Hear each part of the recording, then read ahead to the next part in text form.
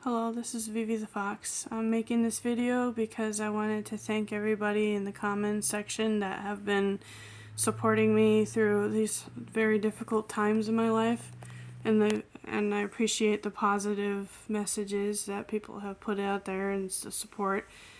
I really appreciate the condolences. I do read the comments. And, I don't have any moderators or anything like that, so, I do see the hecklers, too. And, I just wanted to clarify a couple things about my last videos. So I started sharing what's been going on in my personal life with my situation with my husband. And, I just wanted to clarify some of the confusion that I've seen in the comment sections. First of all, I wanted to make a statement that what I was referring to as far as the racism going on was during the event when my brother had passed away. We were trying to visit America. I was in Indonesia. We had gotten married and everything.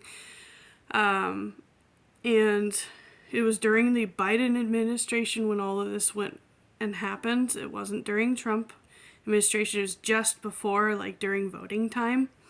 So the racism that was going on was every biracial couple that had gone in that day were being denied any entry. U.S. citizens were not allowed to enter a U.S. embassy. And their spouses that were foreign, that were trying to get visas, were allowed in, but they were separated, and the reason it was racist was they were denying every biracial couple that went in there visas, and everybody that went in there that was not biracial, and they were letting entire families of the same race go in together while the rest of us had to stay outside. And they were getting visas approved. There was several people that were Chinese going in there as a group, as a family, being allowed to go in there into the building. And it was sweltering heat because in Indonesia it's very hot. It's a very hot climate. And there's no water. You just have to sit outside for however long they decide to keep you out there. And they don't let you in.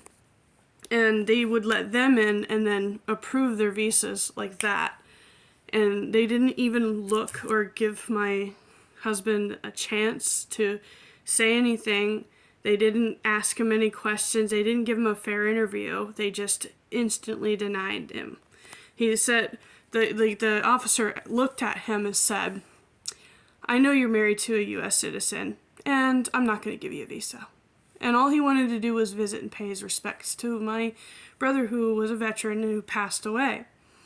And we weren't trying to get a different type of visa for him to stay permanently. He wasn't illegal. He wasn't he hadn't had a criminal a criminal record or anything like that.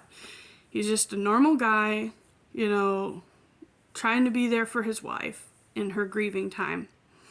And they wouldn't let him even visit. They didn't even give him a fair chance. And the points, the flaws I was trying to point out was, number one, they discriminated a lot. Number two, they were not giving fair treatment to people, even in their interviews. And number four, you pay these ungodly fees just to get an application, only to be denied without any evidence as to why they're denying you. They would sit there and they'd say, "Oh, it's a privilege to be in America, not a right." And they wouldn't give a valid reason for denial. And according to the law, you're supposed to have a valid reason for denial. And they don't even provide that. They just flat out, because they feel like it, not letting you in. And that's what I was explaining about the discrimination. That's what I was going on about. It had nothing to do with Trump. My begging Trump to fix things, I was saying that I want Trump to fix what's going on. I want him to do something about what was done. And the reason I was complaining about it now, even though Trump isn't just got in office, is because it's still an ongoing issue. And now I'm trying to get my husband to come live here with me in the United States, and he's traumatized. He doesn't know if he can even do it. And, we've been treated unfairly even as far as the IRS goes, because I'm trying to file taxes, and they don't even have an option for people who don't have social security numbers and things, because right now my husband, he's forced to stay in Indonesia while I'm in the United States, and because of our situation. And before I can even have a chance to get the proper visa, he doesn't have a social security number. They don't have an option for people like that on the questions you have to fill out for your taxes. They don't even have an option like that. So like when you try to fill out through TurboTax or something like that, it's not even a possibility. So I called up the IRS, and they were like, "Oh, we can't help you. Sorry, don't know what to do."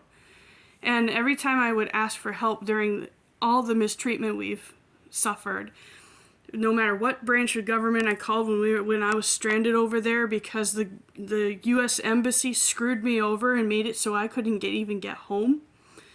I was stranded in Indonesia, and I got in trouble because of the U.S. Embassy with the Indonesian government, and had to explain to them why I was there so late, because you're only allowed to stay for 30 days with a visa, and that's it, you have to go home.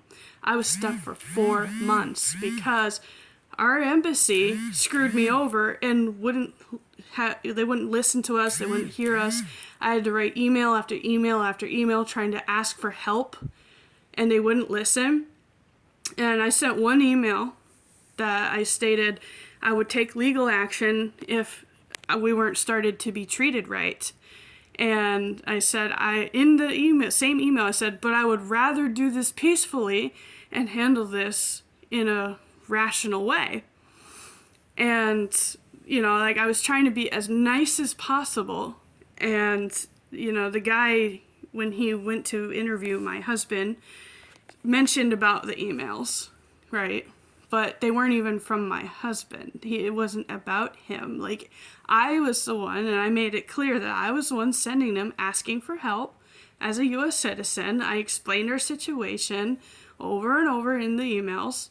And I was forced to do that because they kept pushing us off 2 months in advance. Like, they'd say you couldn't have a meeting with them for 2 months, so you'd have to wait and wait and wait. And I had to be there for him, because I had evidence for his case. I had things that would help him for his case to prove that he was valid, and the reason why he wanted to come was valid.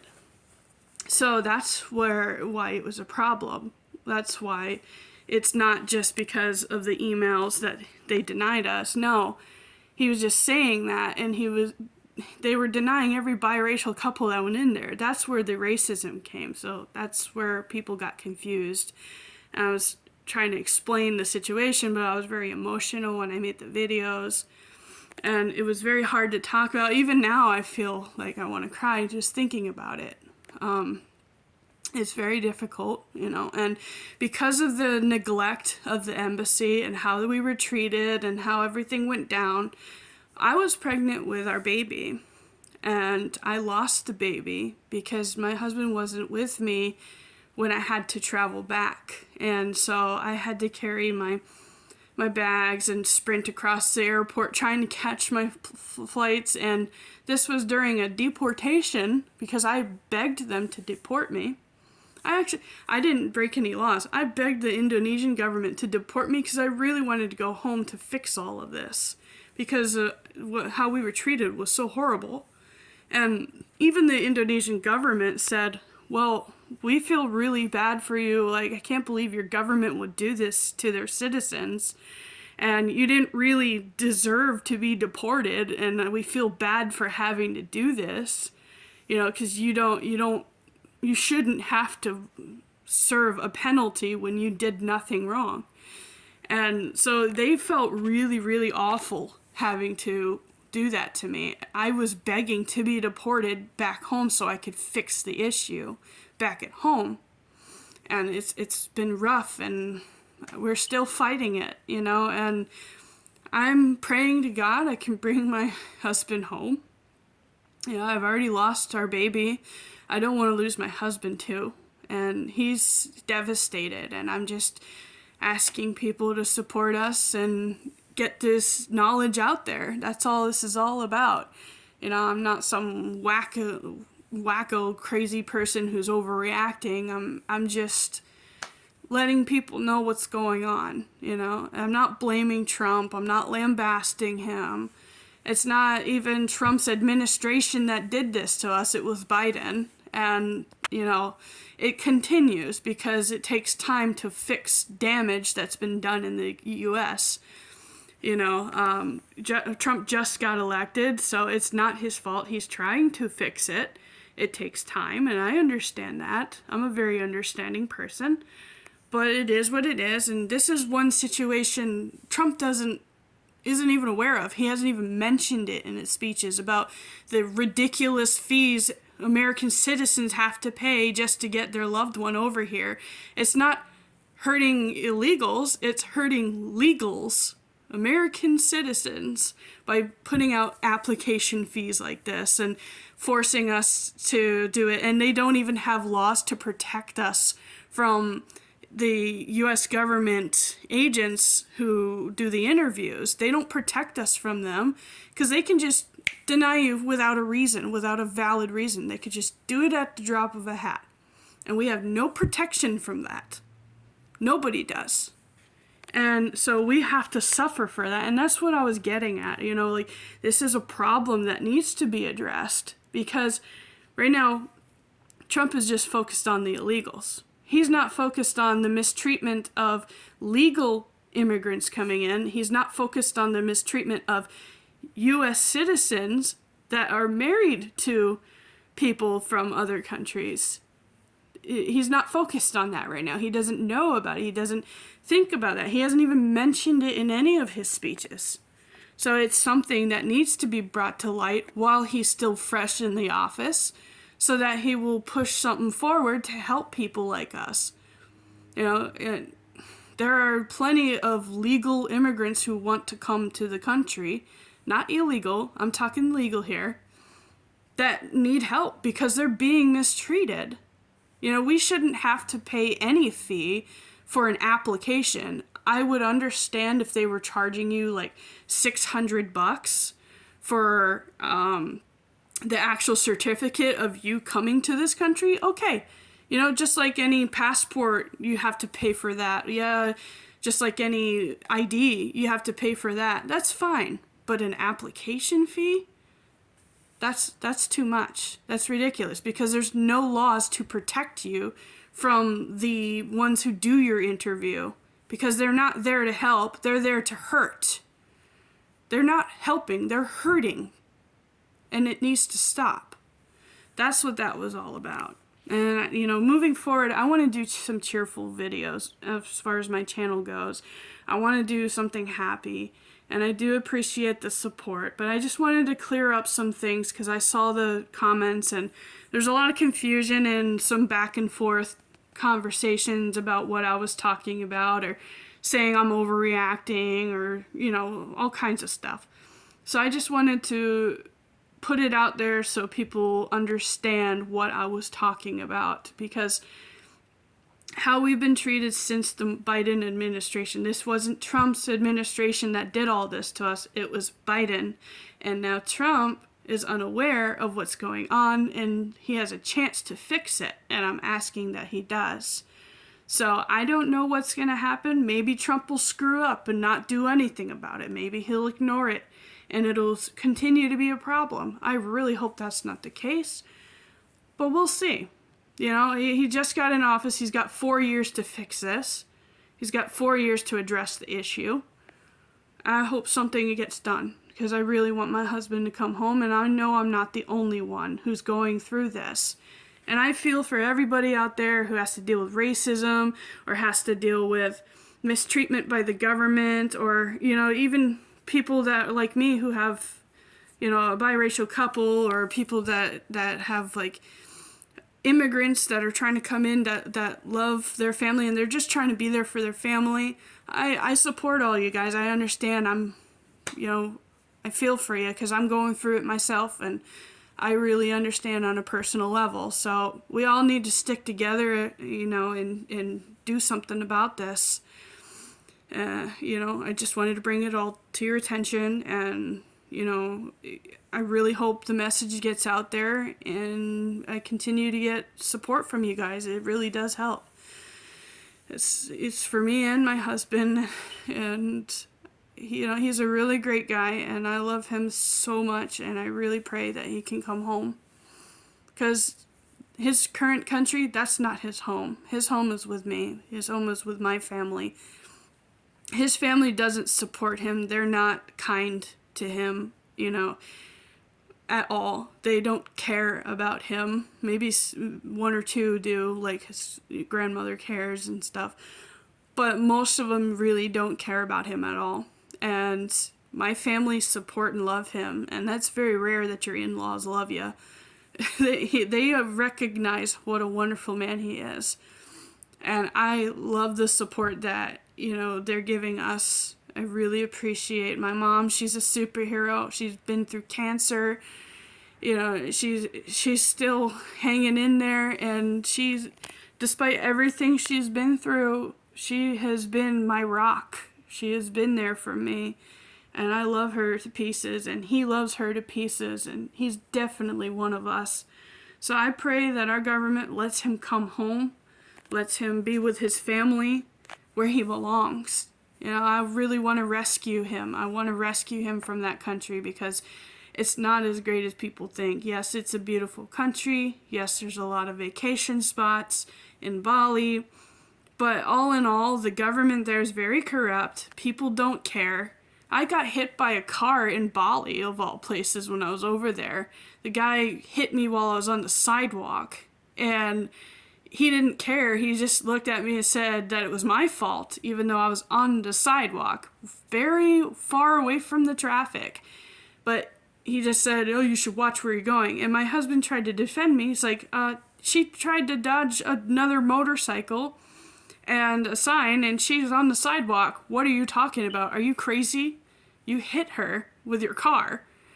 And no cops came. Nobody cared. Everybody that was around there saw it, and they didn't give a shit. They just saw it and was like, wow, well, that sucks. And they didn't even pitch in to help like they do in America. You know, people don't care. They will not help you there. There are no laws or structure like what we have. And it's a dangerous place. It really is dangerous. And I want to rescue my husband out of that country. You know, and I hope you guys support us. I mean, I love Indonesia. There's a lot of beautiful things there. I love some of the people. They can be very nice and accommodating. But there is some things there that make it a very dangerous place to be. And I don't want my husband there. I want to bring him home. So I appreciate your love and support, and I'm gonna continue to make videos, be as cheerful as I can, and you know, provide content for you guys. But everything on my channel is gonna be 100% real. My emotions you saw, 100% real. None of it's fake. I don't know how to edit videos. I'm doing all of this on a cell phone. You know, I just want to be as real as possible, and you know, I just, yeah, so thank you for your support and your you know, everybody that subscribed. Thank you guys. Like and subscribe to my channel if you like what you see. I'm going to continue to be as honest as possible and be myself. That's all I can do, you know. So thank you guys, and tune in for the next video. Bye.